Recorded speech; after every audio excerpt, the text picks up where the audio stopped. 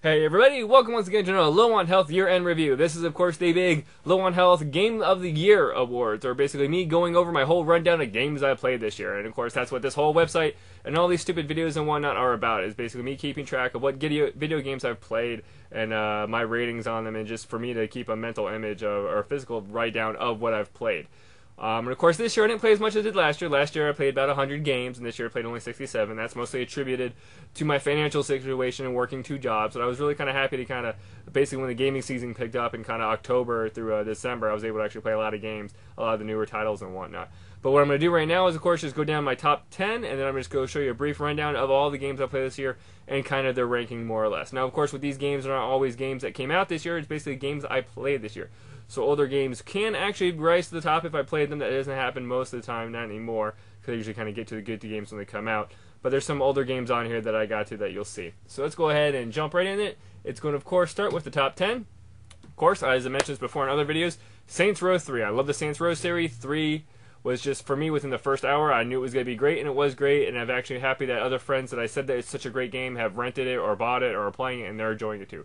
You have Skyrim, which I will say most people should be Game of the Year overall. Saints Row, just I kind of like it more personally, but Skyrim as on a whole, I see a lot of people loving it, and it's going to be a lot of Game of the Years from other like syndications and publications, and it's probably basically the Game of the Year. And going down the road with the PC mods and the whole community behind it, it will be a really even better looking game in the future. I really can't wait to play Skyrim and with my 3D headset on, all high def. Gears of War 3, mainly because it did a really good job with the co-op and with the multiplayer elements. I really like what they did with the Horde and the Beast and the co-op campaign and the different ways to play co-op campaign and having 4 people. They did a phenomenal job. And as I mentioned, with a lot of other games that kind of can do that, but they decide not to, Gears of War 3 actually hit all that. And while I'm not a big fan of the Gears of War universe, its gameplay is solid, its design is solid, and it really had a really good multiplayer suite. Modern Warfare 3, of course, and Dragon Age 2, which a lot of people forgot about, along with Portal. Those are kind of the games there. The solid Yakuza 4, which is usually in my top, 3 of every single year. I'm starting not to get sick of it, but LA Noire, which honestly, when you look at the ranking later on, LA Noire isn't actually that great of a game, but I really like what they were doing with it. I liked its vibe. It's, it's Heavy Rain, essentially, for the Xbox. In which case, I really did kind of like what they did with the facial animations and actual point-and-click adventuring, as opposed to the gameplay itself, I think, is kind of bad. Terraria is a game nobody will have heard of who is watching this. It's a PC game, very much like a 2D Minecraft. Yes, you can roll your eyes, but it's very sprite-based, and it's very just fun and intuitive. I haven't really reviewed Minecraft for this year, and even though the PC version came out, because I'll probably end up doing a review with the Xbox version, because that's going to be the version I'll probably not necessarily play the most, because I've already played Minecraft a lot, but I have a feeling that's going to be the one I'm going to enjoy the most, because I'll be able to actually call up with friends on it and actually get together and build stuff. And then, of course, because I also have to have a Mario game, or a Nintendo game in my top, it's all bouncy. In my top 10, I did put Super Mario with the 3D Land there, because it's a very good, solid game for the 3DS, and I actually want to put a 3DS game in my top, and that's actually just a solid game.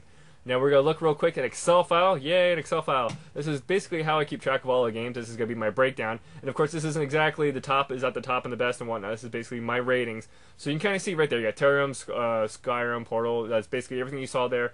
Forza 4, which I enjoyed. Trine, which I remember looking fantastic. Dead Space was a lot better than I thought of. Run down there. Deus Ex was okay. You can just kind of see what I thought of those games and what platforms I played them on. I played a lot of PC games this year, mainly because of the financial situation. Guardian Heroes, which I think was one of my only Xbox Live Arcade ones I played.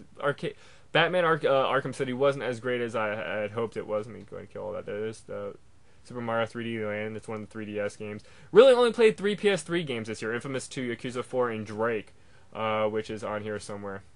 Maybe. I don't know. Breaking down here, let's see, you got Dirt 3, Dead Island, which is okay. There's LA Noire, really it's kind of 31 there. Red Dead. There's Uncharted at 34. Assassin's Creed Revelations, I really didn't like that much this time around, even though Brotherhood was in my top 3 last year. You got Mario Kart, Catherine, which I was hoping for a really kind of cool Persona game. The gameplay wasn't that great. Angry Birds, somebody asked me what I thought about Angry Birds. It's a solid game, but it's a casual game, so I give it, a meandering 7.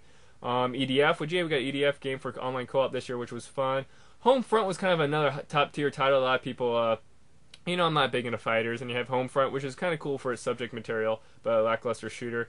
And of course, Battlefield 3, which I'm currently trudging through now. Now, we all know what I think about Battlefield because of their online passing, which, yes, now I own it thanks to Atheist Santa Claus I'm playing through. And I really still don't like the multiplayer in and of itself. So I still not going to adjust that review for it. And that was off the single player, but I'm just going to keep that with the multiplayer.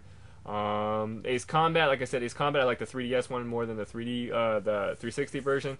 Pilot Wings, which I did actually eventually buy for the 3DS because it was on sale for $10. It's only like a $10 game. That's the reason why I got the 3DS. Rage, which was a huge disappointment this year. Rage was not that great. And then kind of meandering at the bottom there, we got Hannah Montana the movie, which I just recently played, which is kind of funny. And then kind of the very bottom there, Dark Souls, I didn't enjoy whatsoever because they had the option to make it accessible to everybody, and they decided not to make it more hardcore for people. Child of Eden, I was a huge fan of Rez. Child of Eden, I didn't like. I see people almost trying to buy it and want to smack it out of their hand when I was at GameStop the other day. Like, if you like trance music, great, but the gameplay just isn't that fun. You have to replay levels ad nauseum. No. Then GoldenEye, which was not that great. Hawks 2, which was, of course, a travesty, much as Duke Nukem was. So it's actually kind of funny how a lot of those games, which I don't think were great, weren't that great. And I think Hannah Montana was actually not that solid, not that bad of a game. It was a pretty solid game. So there you go. There's my, let's see what we got there. 68, of course, you take off the header row there. 67 games for 2011.